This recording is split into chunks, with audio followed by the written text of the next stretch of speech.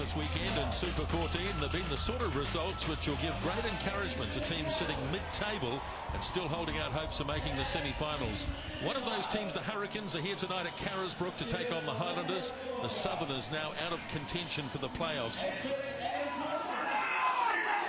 Now Keats works it across for Vito, tries to spin out of the tackle of Sokai. Now it comes across to Cruden, stepping nicely, and he got the pass off to Smith. Smith delayed the pass, gave it off to Lowe, and the Hurricanes have the first try.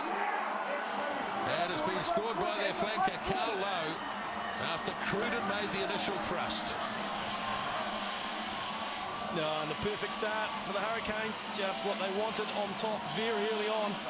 There's a bit of space out on this near side for Vanicola, and he's got wheels.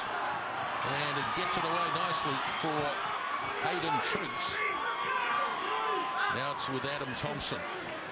Across to Hobbs again. Flat pass. Nice one too. Serafano's into the gap. Looking for some support. Taken down. He gets it away. And Cowan's going to score. What a good try for the Highlanders. Jimmy Cowan. That is magic. Oh, what a reply, Simo. It is outstanding, isn't it? Well, we just talked about Aaron Cruden's pass to Nonu before. How was that ball from Hobbs? It was a beauty. Here's Soriano, slings it away.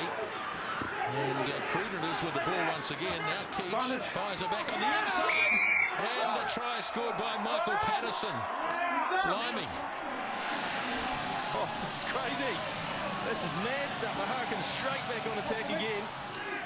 Now it's with Jimmy Cowan. Lobs the pass out. Serafano to Thompson. Thompson with a heap of speed.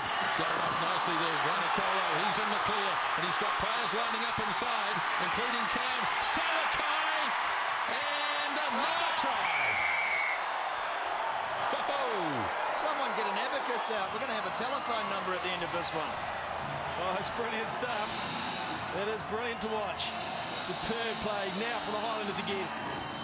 This length of the field stuff as well. Now Patterson.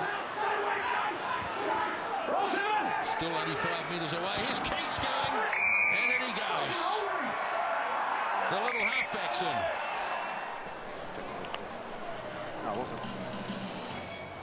Here we go. There's the blowout on Schumacher. And it's Tony Allison who grabs Cowan in the same process. Opens up just enough of a hole for Tyson Keats. Let it go, line! Let it go! Cowan looking blindside. Gets it wide and Ben Smith's in. Boy, that was so easy. Excellent vision from Cowan. Smith stayed wide and they're in again.